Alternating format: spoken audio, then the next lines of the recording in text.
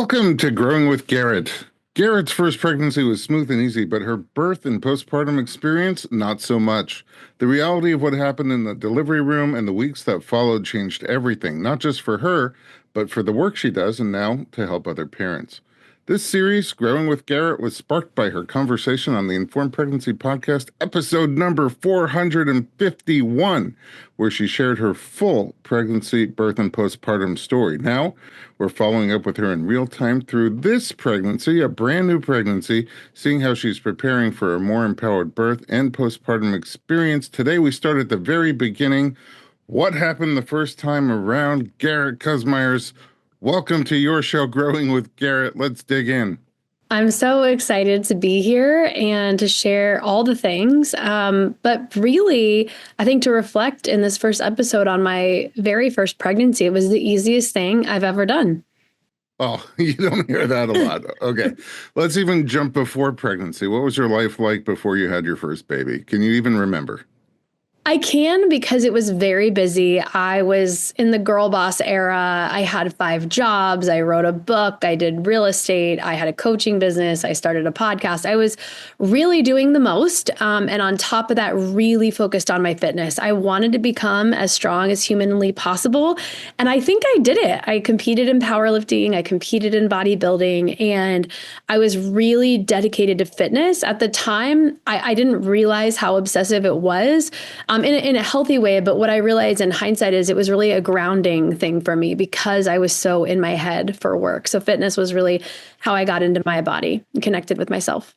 I mean, does that leave you with a great relationship with your body, really aware and understanding and taking care of each other? Yeah. The beginning of bodybuilding, I didn't realize it, but it was the beginning of a healing journey with a longstanding eating disorder, with a longstanding, I guess, poor self-image that I didn't realize I was healing. And I had to master my physical self to really heal my inner self. And so there was some wounding that informed the beginning of the bodybuilding journey, but it became such an empowering journey. It became something that was really healthy for me, and getting as strong as humanly possible had this crazy side effect of also getting into the best shape of my life with ease, really. And I enjoyed it. So it was a powerful healing experience that I can say by the end of it, aside from some injuries, I'm also a former gymnast and cheerleader.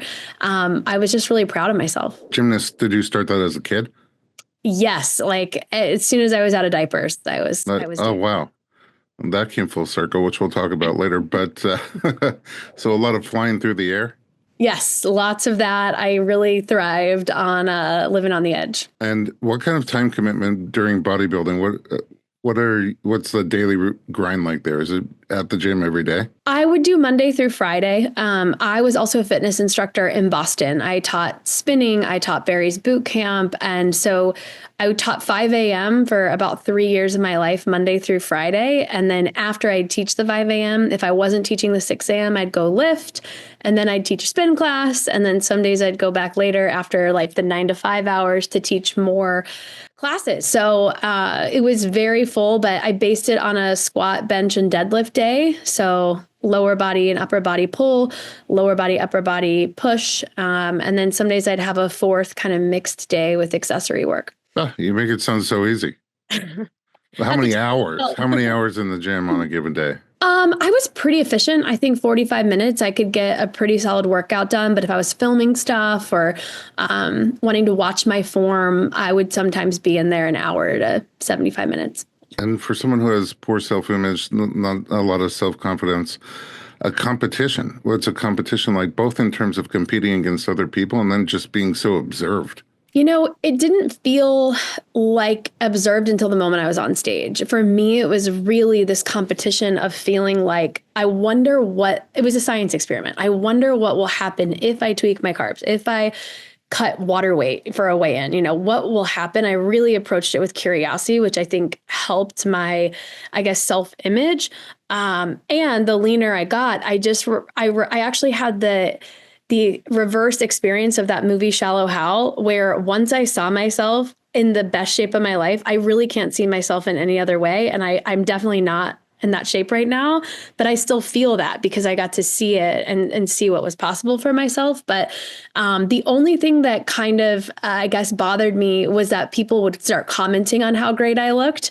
And it almost for before I did some work around it, I was like, oh, are they affirming that I didn't look good before? That's, yeah, that's where my mind would go. Yeah, If yeah. ever I spent the 45 minutes. Okay, so then you got the whole pregnancy thing came easy to you, both in terms of conceiving, first shot, and then being that healthy going through a pregnancy, you felt good.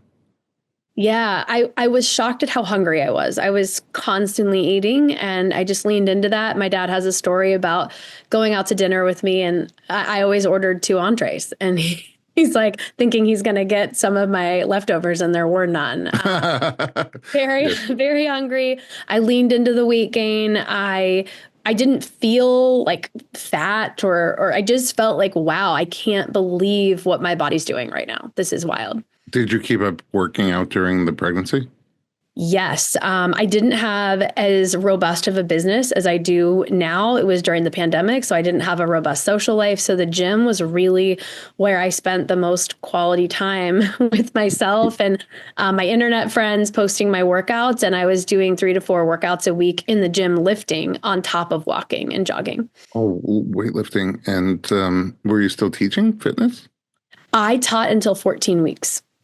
Until 14 weeks. What kind of classes? So this was during the COVID era, but I was doing Zoom Barry's Bootcamp classes. I was doing some of my own fitness classes on Zoom. And then I did actually teach one Barry's class in Boston while they had like plexiglass up. And I was 14 weeks and I was like, something just feels weird about this choice right now. And it was, we were living in New Hampshire. It was a commute. And I was like, I think right now I need to pause. And for your own personal workouts, did you go all the way to the end? I deadlifted the day I went in for my induction. Wow. Other types of exercise besides lifting? I did a lot of mobility work. I spent much more time working on breath work, pelvic floor stuff, and a little bit of yoga. Not as much as I thought I would do, to be honest. I think since I'm pretty hypermobile, that sometimes you get even more lax in pregnancy. So I almost felt like it was a little too much, but a lot of stabilization work on top of lifting. And what did you have in mind for birth? Did you give it a lot of thought? I didn't want to set myself up for just one reality. I was open-minded and I wanted to have a natural birth if possible. I wanted low intervention. I had met some experts through my podcast that had given me a lot of great information and I had a doula, but I also knew that if I needed the epidural to relax and open up that I would do it if I needed to, but it wasn't part of my ideal plan. What was your motivation for leaning towards unmedicated? Are you just not a medication person in life? Did you want to be more attached to the birth, like more present? What was driving that decision for you? Many things. I, like many, watched The Business of Being Born, and I was worried about what Pitocin could feel like, what it could do. I really wanted to focus on the fact that for hundreds of thousands of years, people have been giving birth and that it's something my body's designed to do and that it can do.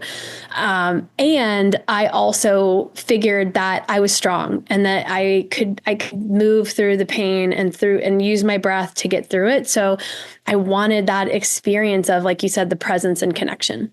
So super healthy, fit person at the prime of your fitness of life, deadlifting on the last day before birth, planning for a empowered, ideally unmedicated or low intervention birth. What could possibly go wrong?